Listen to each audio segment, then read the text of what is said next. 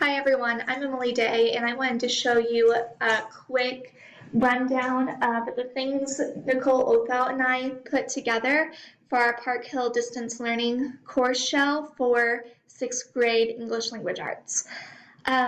So over the summer, Nicole and I worked on putting some resources together in the case of us having to experience distance learning, or in other terms, as Dr. Dial has put it, crisis teaching that may or may not happen this next school year.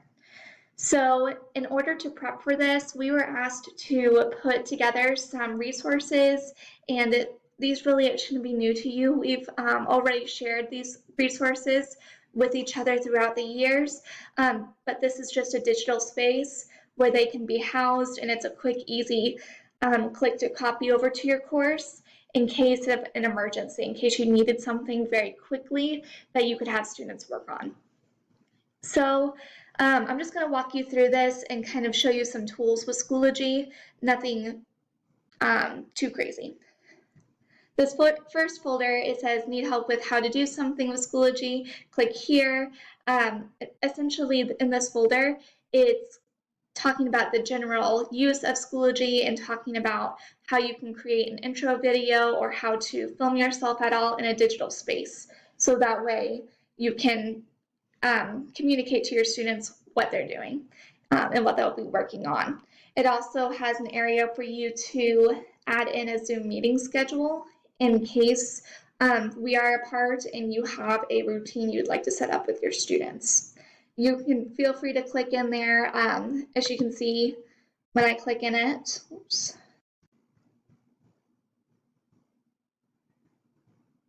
This is just any helpful tips and things. Of course, you could always reach out to Nicole or I. I use Schoology all the time, and so if you need any help with using Schoology, please let me know.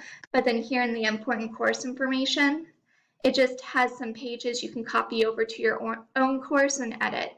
If you were ever interested in copying any of our resources that we have in here, all you have to do is hover over the little gear next to the page, which I'm sure you all are aware of.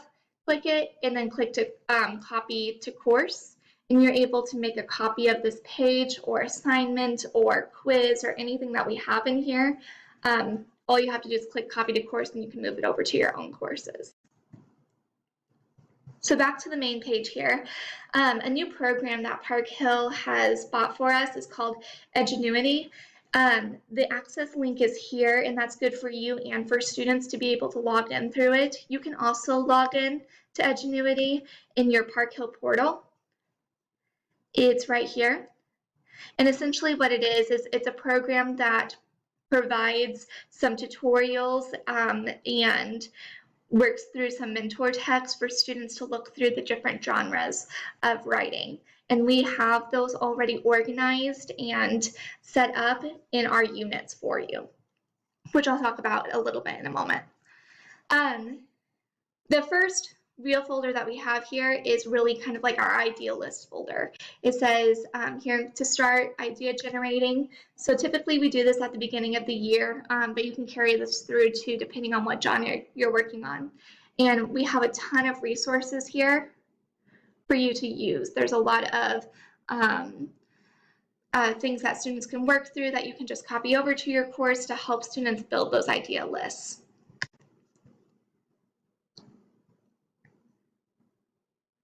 Next, we have some resources for our informational writing unit. When you click on this folder, all the blue folders at the very top of our unit folders are titled with Edgenuity. This is where we have access links and pages with information talking about how you can access some of the modules in Edgenuity. And you're going to get trained more on Edgenuity in August. So if you have any questions about it at all, feel free to reach out to us. We can try to help you, or we can find the people who can point you in the right direction. Otherwise, we also have, let me get back into the folder, some of our own resources that we've used before. So these in informational writing, we focus in on text structure. So we have a folder for each of those text structure units, and then we have a project at the end that your students could possibly do.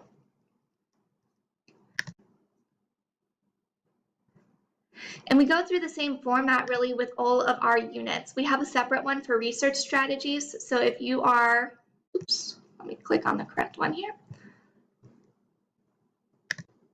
So as you work through this course and you explore, you're going to find a whole bunch of different items in these folders that you could possibly use to put in your own online classroom. So I won't go really through all of these. As you can see, we have stuff here for each of our units. We even have a grammar section. At the bottom, we have here, it says teacher resources, and this is for strictly the teacher. And so it's some things where if you have any questions, you can add them on there and we can answer. It has some teacher notes that we've provided where we explain like Edgenuities in the blue folder at the top of the unit folders and things like that.